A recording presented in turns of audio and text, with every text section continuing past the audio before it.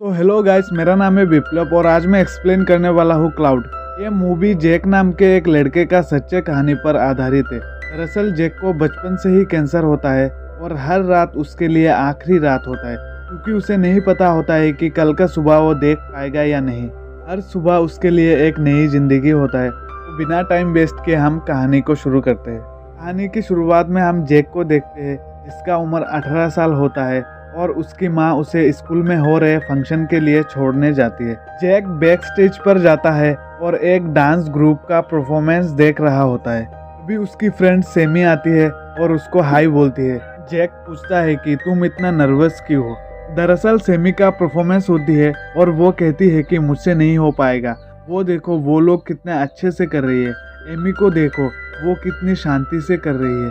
दरअसल Amy semi का friend होता है और जैक एमी को पसंद करता है। जैक सेमी को समझाने की कोशिश करता है और कहता है कि तुम अगर स्टेज पर नहीं गए तो तुम्हारी जगह मैं चला जाऊंगा, जिससे सेमी खुश हो जाती है। फिर जैक स्टेज पर जाता है और मजाकी वे में कहता है कि हाँ मैं सेमी नहीं हूँ, शायद सेमी के बाल मेरे से थोड़े ज्यादा है। बेशक यहाँ पर जितने भी लोग हैं उनके बाल मेरे से ज्यादा है।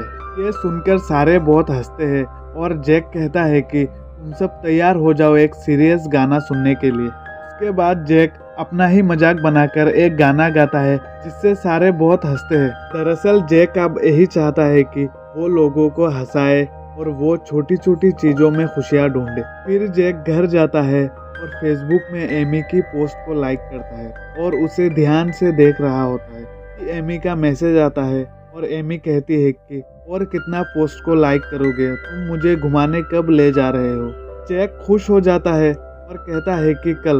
दूसरे दिन जैक एमी से मिलने के लिए रेडी हो रहा होता है। तभी अचानक उसका तबीयत खराब हो जाता है और उसको हॉस्पिटल में एडमिट कर दिया जाता है। डॉक्टर उसका हालत देखकर तुरंत सर्जरी के लिए कहता है, लेकिन जैक कहता है कि क्या ये बाद में नहीं हो सकता है, क्योंकि जैक को एमी से मिलने जाना है। लेकिन डॉक्टर कहती है कि तुम्हारा लंग्स सिकुड़ रहा है और उससे सीधा हार्ट पर प्रेशर पड़ रहा है। उसके बाद जैक की सर्जरी के लिए ले जाया जाता है। फिर हम देखते हैं कि एमी बहुत देर तक जैक का इंतजार कर रही होती है और जब जैक नहीं आता तो वो नाराज होकर घर चली जाती है। फिर जैक की सर्जरी होता है और डॉक्टर कहती है कि अब जैक की बॉडी ट्रीटमेंट का भी जवाब नहीं दे रहा है। जैक कहता है कि क्या मैं अपना ग्रेजुएशन कंप्लीट कर पाऊंगा। डॉक्टर कहती है कि अगर वो 7-8 महीने के अंदर हो तो। ये सुनकर जैक की फैमिली पूरी टूट जाती है और जैक की माँ रोने लगती है। दूसरे दिन जैक एक स्माइल के साथ फिर से स्कूल जाता है और अपने फ्रेंड से बात कर रहा होता है।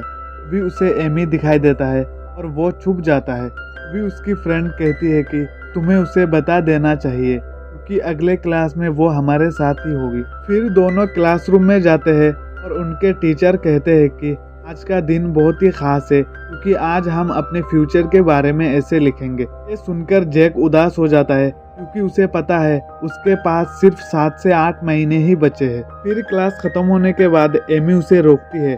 जैक शांत रहता है और कुछ नहीं बोलता है। तभी एमी को लगता है शायद जैक बात नहीं करना चाहता और वो जाने लगती है। अभी जैक कहता है कि ये मेरी जिंदगी की आखिरी टाइम चल रहा है।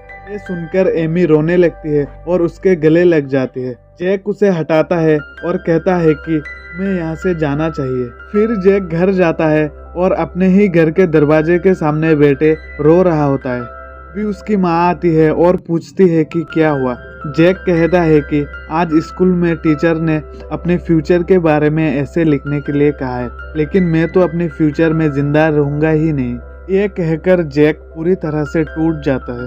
अभी उसकी माँ कहती है कि मुझे पता है तुम्हारा टाइम लिमिटेड है और ये तुम्हारे लिए बहुत डरावनी है, लेकिन हम सोचे तो हम में से किसी को नहीं पता कि कल क्या होने वाली है। मुझे पता है ये समय तुम्हारे लिए बहुत कठिन है।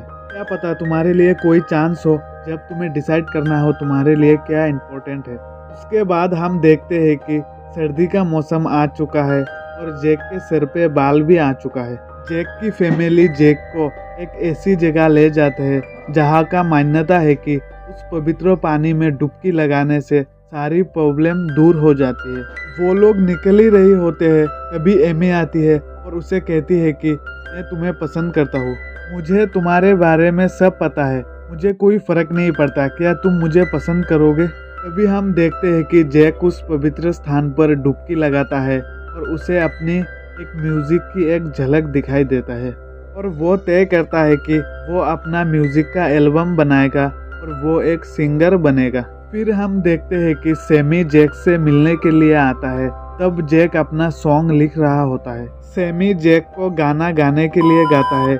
जैक गाना गाता है और ये सॉन्ग बहुत ही इमोशनल सॉन्ग होता है।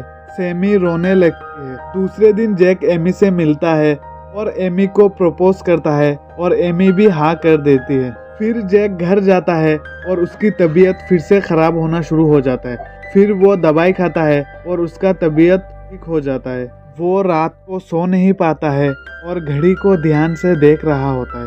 अभी उसे महसूस होता है कि उसका मौत बहुत ही करीब है। फिर जैक उठता है और रात को ही सैमी के घर जाता है और सैमी से पूछता है, क्या तुम मेरे साथ एल्बम बनाओगे? हम अपना वीडियो यूट्यूब पे अपलोड करेंगे। सैमी हाँ कर देती है।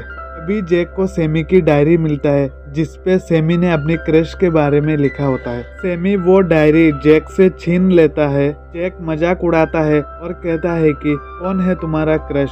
सैमी जैक को देख रहा होता है और उसके आंखों से आंसू निकल जाता है। दरअसल सैमी जैक को पसंद करता है और उस डायरी में उसने जैक के बारे में ही लिखा होता है, लेकिन उसने आज तक जैक को नहीं बताया होता है। फिर दोनों बातें कर रहे होते हैं, तभी जैक को अचानक आइडिया आता है सॉन्ग बनाने का। फिर दोनों मिलकर एक एल्बम बनाते हैं और सैमी उसको यूट्यूब पे डाल देती है। फिर सुबह हो जाता है और जैक ब्रेकफास्ट कर रहा होता है। तभी उसकी माँ आती है और कहती है कि तुमने जो सॉन्ग यूट्यूब पे अपलोड किया है उसमें 20,000 व्यूज है। ये देखकर जैक बहुत ही खुश हो जाता है। फिर जैक स्कूल जाता है और सैमी से मिलता है और दोनों मिलकर कमेंट पढ़ रहे होते हैं। भी उनमें से एक नेगेटिव कमेंट आता है जिससे जैक को बहुत बुरा लगता है। सैमी कहती है कि मैं तो खुश होना चाहिए, ये तो बस शुरुआत है। जैक कहता है कि वो इसका अंत क्या है? सैमी कहती है कि मुझे लगता था तुम भी यही चाहते थे। जैक कहता है कि मैं क्या चाहता हूँ अब ये मैटर नहीं करता, क्योंकि इतने कम टाइम में कुछ भी नहीं हो सकता। ये सुनकर सैमी रोने लगती है और यहाँ से चली जाती है और जैक वहाँ जमीन पर लेट जाता है। फिर थोड़ी देर बाद उसके टीचर आते हैं और वो वहाँ जैक के साथ जमीन पर लेट जाते हैं और उसे हंसाने की कोशिश करते हैं और कहते हैं कि तुम्हारे अंदर जो टैलेंट है उसे करो और आगे बढ़ो। फिर हम देखते हैं कि जैक डिनर कर रहा होता है। अभी उसके फादर आते हैं और कहते हैं कि तुम्हारे लिए सरप्राइज है और उसे बाहर बुलाते हैं। जैक बाहर जाता है और उसे अपनी फेवरेट कार दिखाई देता है और वो खुश हो जाता है। फिर वो लॉन्ग ड्राइव पर जाता है और एमी को पिक करता है और दोनों बहुत मस्ती करते हैं। फिर जैक एमी के साथ नाइट स्टे करता है और एक दूसरे के साथ अपना फीलिंग शेयर कर रहे होते हैं। अभी जैक कहता है कि मैं तुमसे इतना प्यार करता हूँ कि मैं तुमसे अभी शादी कर सकता हूँ। एमी कहती है कि तुमने अपने बच्चे के बारे में सोचा है? अभी एमी का हाथ जैक के सर्जरी पर लग जाता है और जैक को याद आ जाता है कि वो किस हालत में है। जैक एमी को झूठे सपने नहीं दिखाना चाहता है क्योंकि उसे पता है वो अपने मौत के कितना करीब है। इसीलिए जैक एमी को अपनी लाइफ से बाहर निकलने के लिए कहता है और घर चला जाता है। फिर एक दिन जैक अपने घर पर लेटा हुआ होता है। अभी उसकी बहन आती है और कहती है कि नीचे तुम्हारे टीचर आए हुए हैं और तुम्हारा इंतजार कर रहे हैं। जैक नीचे जाता है और उसकी फ्रेंड सैमी को भी देखता है और पूछता है कि क्या बात है। जैक का टीचर कहता है कि ये तुम्हारे म्यूजिक के बारे में है। मैंने तुम्हारे सॉन्ग को BMI कंपनी को दे दिया है और वो अब तुम्हें और सैमी को सॉन्ग राइटिंग के लिए साइन करना चाहते हैं। सुनकर जैक बहुत खुश हो जाता है। पहले तो उसे विश्वास नहीं होता, लेकिन यह सच होता है। फिर उसकी माँ कहती है कि हम अगले वीकेंड न्यूयॉर्क जाने वाले हैं।